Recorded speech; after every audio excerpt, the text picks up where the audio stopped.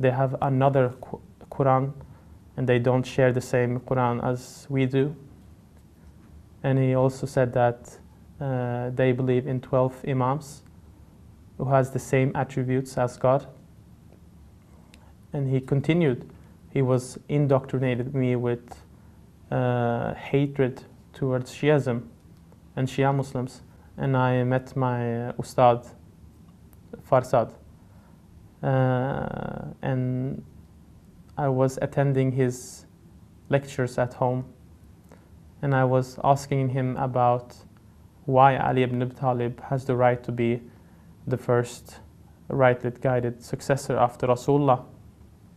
And then he was telling me about all the attributes Ali ibn Abi Talib got and what Rasulullah have said about Ali ibn Abi Talib in Sunni's hadith, mostly Bukhari and Muslim and Tirmidhi and so on. That, for example, when Rasulullah was receiving his prophecy, he was gathering all his relatives and family members to a gathering, and then he was asking the Muslims, and this is mentioning in hadith, and he was asking the Muslims, who wants to support me in my case, who wants to be my brother, my helper and successor after me? And nobody replies except Ali ibn Abi Talib. And he was asking the same question 3 times, and nobody replied except Ali ibn Abi Talib. And Rasulullah also said that every prophet has a successor, and my successor is Ali ibn Abi Talib. And he was showing me more proofs about that Ali ibn Abi Talib has the right to be the firstly guided Caliph after Rasulullah.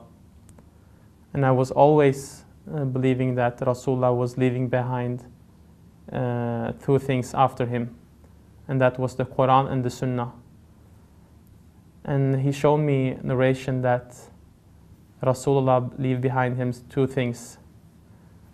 It's many narration in the Sunni books, for instance, Sahih Bukhari and Sahih Tirmidhi and so on, that Rasulullah said in Hadith Thaqlain, I leave behind you 2 great or 2 precious or 2 heavy things. And they didn't describe it as 2 things in that way, because if he said, I leave you behind 2 things, many could say that those 2 things, maybe the Quran is more important than the Ahl Bayt, or the Ahl Bayt is more important than the Quran. But he said, I leave behind you 2 things. One is the book of Allah, who is a rope from the heaven to the earth. And the other thing is my Ahlul Bayt, my progeny. And they will not separate from each other till they meet me by the foundation of Kawthar. And if you follow them, you will not be misguided. So when I saw that hadith, I was sure that Shia Islam was the true direction and the right Islam to follow. And another narration said that when Rasulullah is saying, my Ahl Bayt is like the Ark of Nuh, whoever embraced the Ark is saved, but those who doesn't is drowned.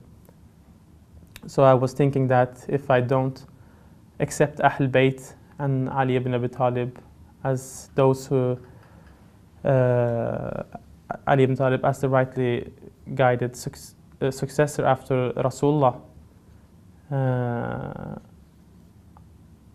I didn't follow the right path.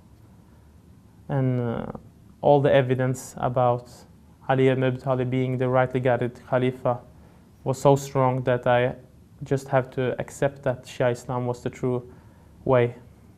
My situation now as a Muslim and as a Shia Muslim is much better than earlier, because now I have much more contact with my family, and I appreciate the time I spending with them, and I attained the good akhlaq from the Prophet and his Ahl Bayt, and I'm also now married to another convert as well. And my life now is much better and earlier because I feel that Shia Islam have lifted me as a person, and I know that for sure that I have choose the right path, and that is to follow the Quran and Ahl Bayt.